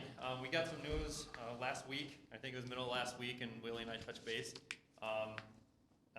Here to talk about some improvements that MnDOT has kind of given us the green light to either to consider about moving forward with. I'll move on to the second slide here. So as you recall, the city of Appleton's airport has a capital improvements program through MnDOT Aeronautics. And what it does is it lays out all the needs that the airport has and on a yearly basis with a fiscal or monetary dollar amount to it. That helps MnDOT organize and prioritize, allowing to assist our area airports with getting these projects updated. So our CIP is reviewed and updated annually in the fall, and then MnDOT prioritizes from there, and the awards usually come through in the middle of the summertime for their next fiscal year. So at this time, MnDOT has selected a couple projects for the city to consider if they want to move forward with trying to request for a state grant. The first one being an airport layout plan update for $80,000, and then some paving improvements to the main apron, the runway turnarounds, and then the parking lot as well. That estimated cost is at $683,500. There is a local share. The state covers 95% of the cost, and the local community pays for 5%. Kind of how the grants go forward is you kind of do the work, you kind of try to get their information. So these are estimated costs. You can, just kind of what you just did, you actually would go out for the bids, receive all that information, so MnDOT knows exactly what then a grant request would be requested to make sure everyone knows the ramifications and the actual costs at that time. So these are based on our CIP numbers at this time. So diving into the two projects are separate in their entirety. So the first one is an airport layout plan, also referred to as an ALP. And essentially what that is a comprehensive plan for the airport. Each airport is required to have one that would like to receive state or federal funding. It's designed to show existing conditions, near-term, long-term improvements. Like you say, it's kind of showing out, this is what we have, this is what we'd like to do with the space that we have, the land we have. This is how we think we could best maximize our assets. It allows showing that we are thinking about it, have it on a plan. When it's also listed in our CIP, when that comes up, the MnDOT can look at it and know that it's organized, helps them make in their decision-making process as well. So last time this ALP seemed to be updated was 1993, from what I could find anyway.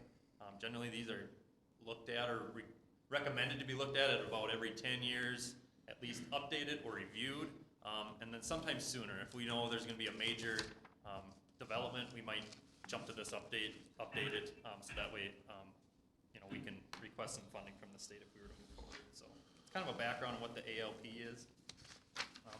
What the updates would include is kind of modernizing the one that is in place. Obviously, there's things that are out there, but we'd be updating with a new site survey, going through it, and what happening, we get a whole new airport layout plan report with updated maps, drawings, which would include the existing conditions, the existing forecast of what the airport sees as far as volume, try to forecast future use, those types of things. So that illustration there, like you say, we can kind of show from the previous slide, there's a lot of buildings out there that aren't shown on what's there today. So we definitely want to update that to show some of the new hangar, some of these other things that we want to get up to date and up to speed. So we're modern and we're moving forward from that step, so. This process generally takes about a year with all the coordination with MnDOT, working obviously with city staff and the airport folks. What MnDOT, when they do send out these notifications, August 15th is kind of our gold star to try to give them just at least a letter of intent that we, at this time, intend to move forward with requesting a grant. If we decide to move forward, or the council would wish to move forward with that, this fall we could kind of begin the process of that design, and it takes about 12 months. So, September, fall of next year, we'd be bringing back our report with all the updates and presenting that to you, to the council, for their review. So you would help, this project is to help create a living document that will plan and use for the future of this airport. Exactly, and it's updated. There is one, it's just old and outdated, and so we really needed to go into, if we were starting from scratch, this number would be a lot larger. It's a lot more involved. There's a lot more requirements that would be part of it. Since there is a baseline for it, we're basically going to take that, update it, and make sure all the forecasting, the aeronautical analysis is up to date, as well as, again, the existing buildings and that sort of thing are out there. So when I went out there and met with the head of the DOT thing when they came out here the first time, and somehow the ball had gotten dropped, and I mean, he was kind of disappointed because we were like 3 or 4 years behind of our wish list. So who's in charge of making that wish list? Is that us as a city, or is that through the engineering, or? Because I mean, he told me when we do this, you pick what you want, and every year you add something to it, and then they look at you every year. And he said, you keep adding to it, and he said, eventually you'll have your road tarred from right out to the highway. He said, you always have to keep adding to it, and then you get it back. So we need somebody to make sure they stay on top of that, and I don't know who that would be, or. Well, generally, the city would work with the engineer to inform the pieces you want to submit to Minnesota Department of Transportation. And then they have the task of saying what projects they want to accept into that CIP. Okay. Is that correct? I've only been in this state 9 months, so. Yeah, correct. And essentially, so the administration has to channel through the city. They're the direct contact, so these notifications go directly to the city. But then we work closely with them in keeping that CIP updated. Okay. And so would have been last fall, September, October, we submitted the CIP to include, because this actually was on there before, I don't know if it had a different subject title to it, but it simply just wasn't selected. So now we made sure we moved the paving in this down to this fiscal year. Yeah, okay. For instance, next year we have lighting upgrades, because that's another major thing. But we also try to strategically place them on there at times, so that way we make it attainable for MnDOT to allow, we're selecting this project. So when you say strategy, you're saying you're paying attention to when it's a bonding year for the legislator and when it's not. So you put the price your items on a bonding year, correct? Right, and also the timing of certain projects makes sense to do first, and we try to do this one second, and sometimes those don't overlap, so. Because I'm not sure what year that I had went out and met with them. It must have been not last year, but the previous year. He met with the gentleman that runs the spray company out of there, and there was 3 people there from the DOT, and they stated that they wanted to redo this tarmac area in the taxiway, but then they said that they would actually tar in between his hangars and then go past his hangars for snow removal and possibly back to his other hangars. They would do that also, because it's his tax money is buying airplane fuel that's paying for it. Right. So I mean, just so we keep him on our radar too, Yep. of what he wanted. Yep, absolutely. And just so the city council knows, when I did that, there's the 5% that we have to pay. John actually said he'd sit down with us and actually help us pay part of that, so he could get it done. I mean, he'd be willing to help us on that. So, I mean, him being willing to do that, I'd like to stay focused on helping him too, because he's a big part of our airport. Yep. So. And then the bigger project. Okay, yeah, any other questions on the ALP? The next project is the paving improvements, and that's kind of what we were just touching on. And so that's the main apron, going out to the runway, the length out to the west, or the northwest, I should say, in front of the hangars, and then the couple turnaround areas as well as the parking lot. So Again, this is areas that have been, MinDOT goes through every couple of years or so often and does a pavement analysis. These areas visually clearly have been deteriorated or beyond, any minimal maintenance. So what we'd be doing here, the improvements would include removing all the mix, all the existing bituminous, and then placing new pavement back.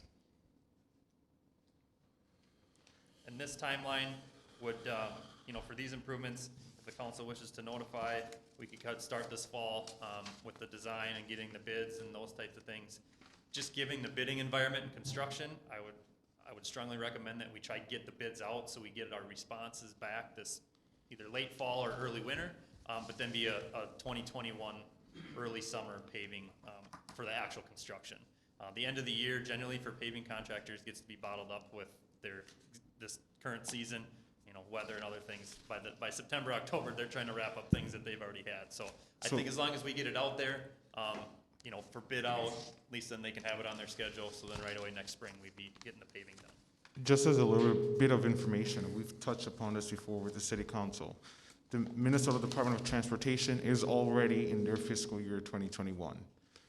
The big constraint here is that it says the funds are available to execute the grant only during state fiscal year 2021. So in other words, hurry up. And that kind of falls along with the CIP. Generally, this is something that we'll start working with, as the main topic tonight is budget time, as part of where this lands. And generally, that might also make a decision on our CIP if we move something to a later year based on what we know or we're forecasting for the city. Maybe that local share that we know is going to be part of that. Maybe that's not in the cards at that time. But the CIP will definitely play with those decisions as well. The local share for the bigger project is how much? 34,175? Correct. And for the other project is $4,000. I guess the city council, it's upon you guys to vote whether you want to do planning or you want to do infrastructure work now. I think we should move forward with it, being we fell behind the ball, and this was supposed to be done in 2016. So I think we should move forward with it. It's a pretty good opportunity to get that much work done for 5%. I agree. Nothing to discuss. We're getting $760,000 in grants and paying 38. About, yep. Let's go. Yep. Okay. Just wanted to give you a quick overview on what the projects actually were, but yep. Thank you very much. Thank you guys, appreciate it. A motion to approve the city administrator respond to MinDOT accepting the grant for the airport paving project. I second.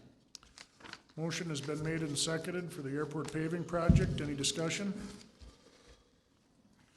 Hearing none. All in favor?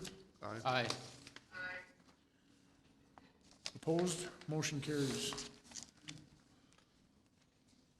The next one I wanted to bring, just to formalize things, is for the city council to please vote on whether you want to continue with Roderberg and Berryman for their engineering services and design for this particular project. Motion to continue using engineering firm Rodeberg and Berryman to assist the city with the planning and designing requirements for the airport grants. I'll second. Motion has been made and seconded to keep Roderberg Berryman for the planning and designing of the airport grants. Any discussion? Hearing none. All in favor? Aye. Opposed? Motion carries. Thank you. Thank you. Thank you. Thank you.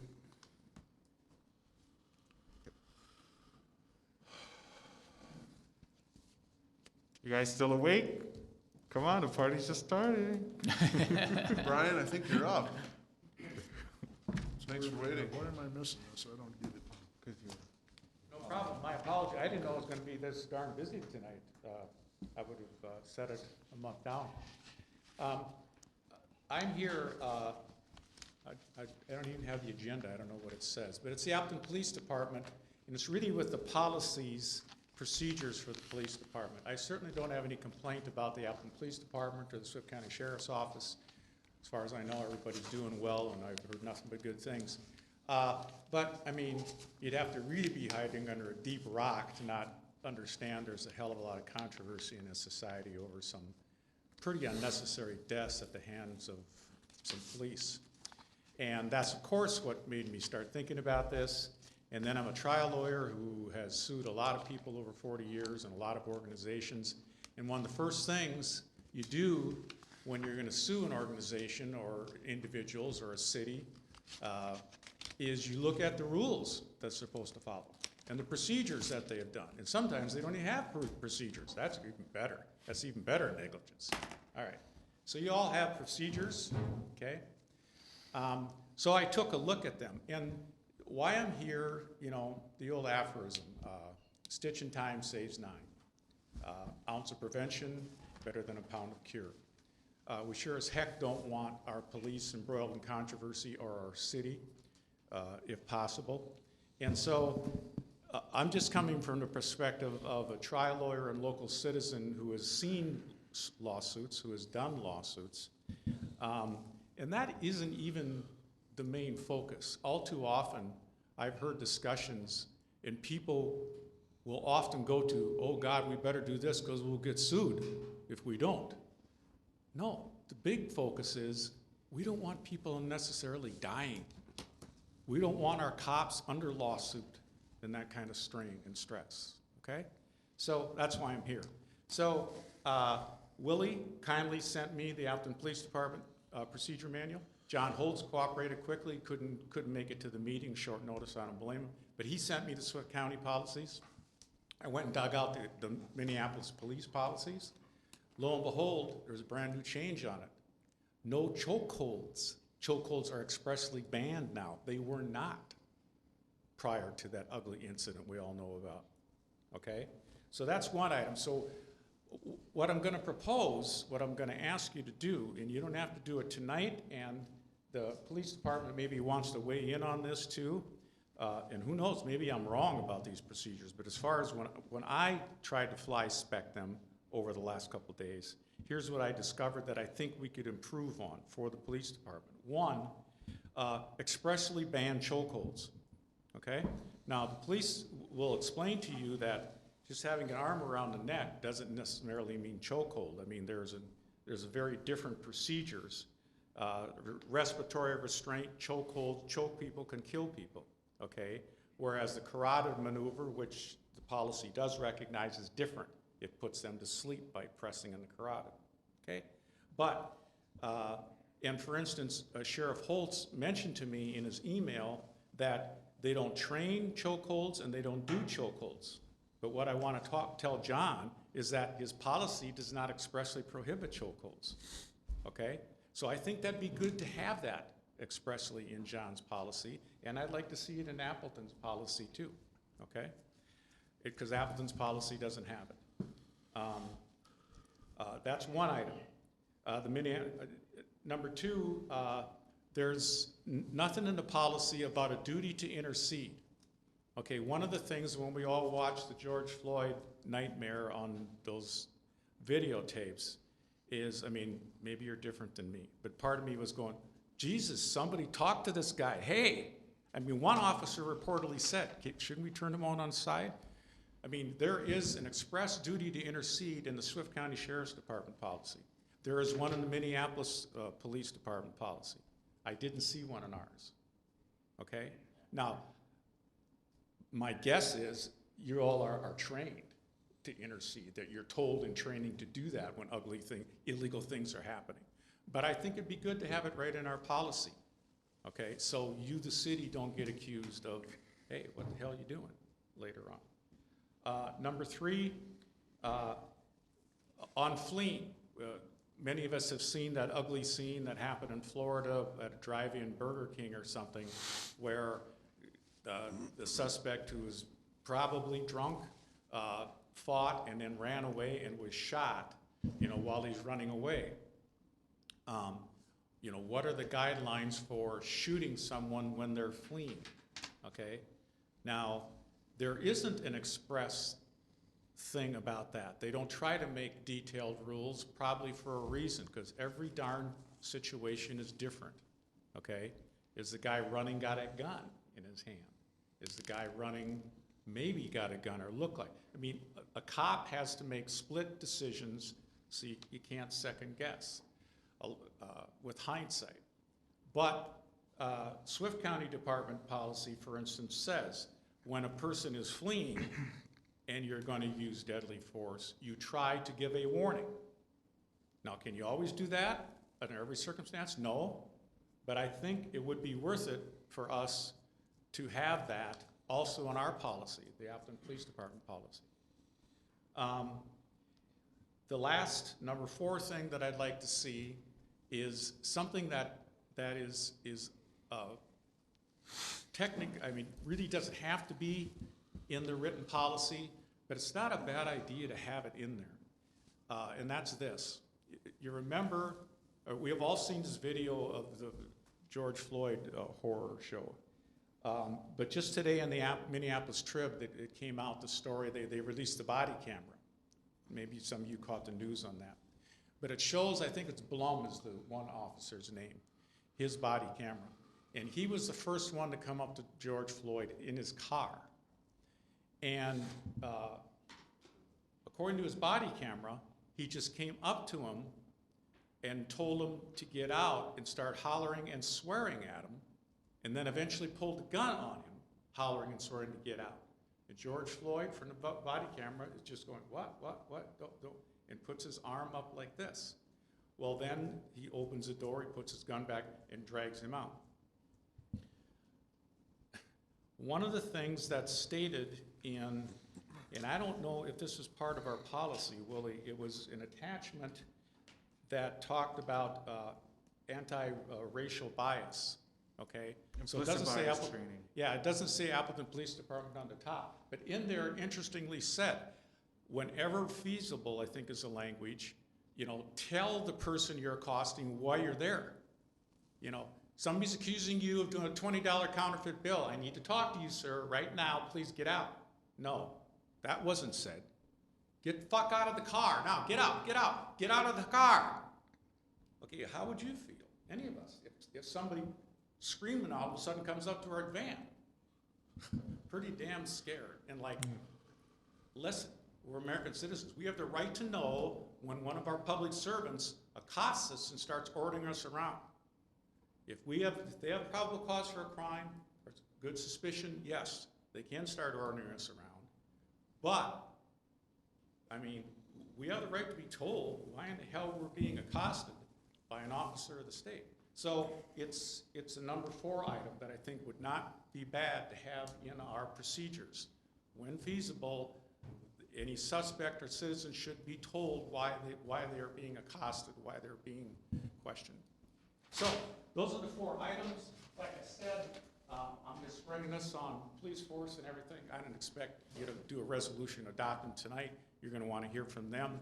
I'd be happy to talk to them further. And, you know, I tried to fly spec policy. You know, maybe I'm missing something and there's something in there. So that's what I'm about. So. All right, thank you. I answer any questions too, or the gents from the department want to hit me with any questions between now and then, I'd be happy to.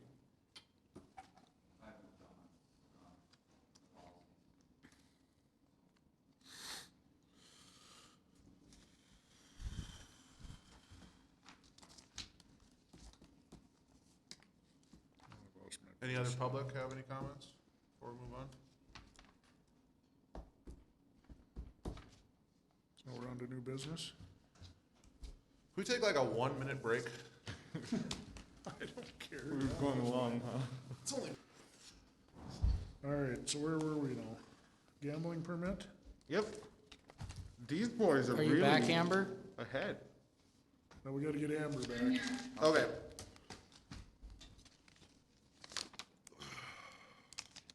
We're on the Sportsman's Club? Yep. Yep.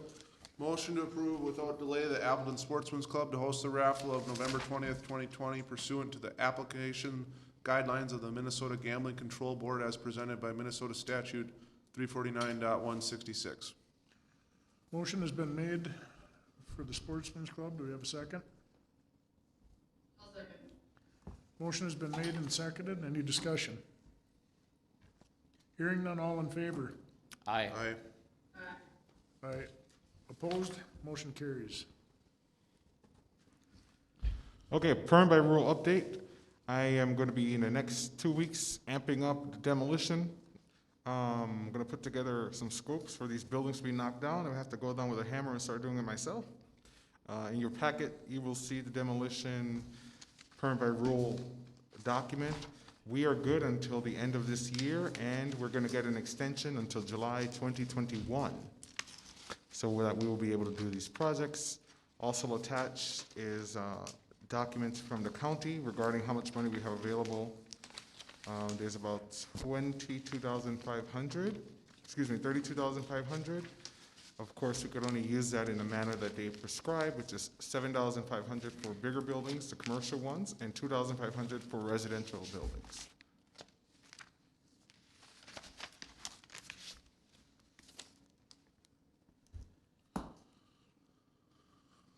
Any questions? Thank you for working hard on that. Yeah. Keep it moving forward. Yeah, It's important that we Yep. clean up our city. Thank you. Well, and as I was in the EDA meeting, and it was mentioned there that we thought it'd be in the best interest of our community if we started cleaning up the main drag and a block each way off, you know, so the people traveling through our community. Yep. So, I mean, that's gonna be our main focus to start with, so. I would add the highway right here. Yeah, that is. That's Oh, what you're I'm saying talking the about, whole- main highway and then a block each way. That would include Main Street. Yep. Yep, yep. I'm from New York. That's not a highway.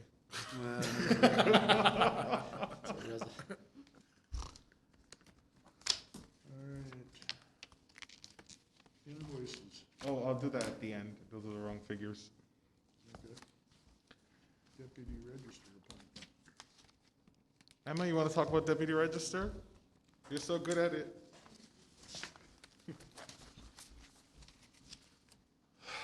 Hi, Emma. Hi, council. Basically what is in front of you tonight is the deputy register office has to have an appointee, and that person is the person responsible for making sure all the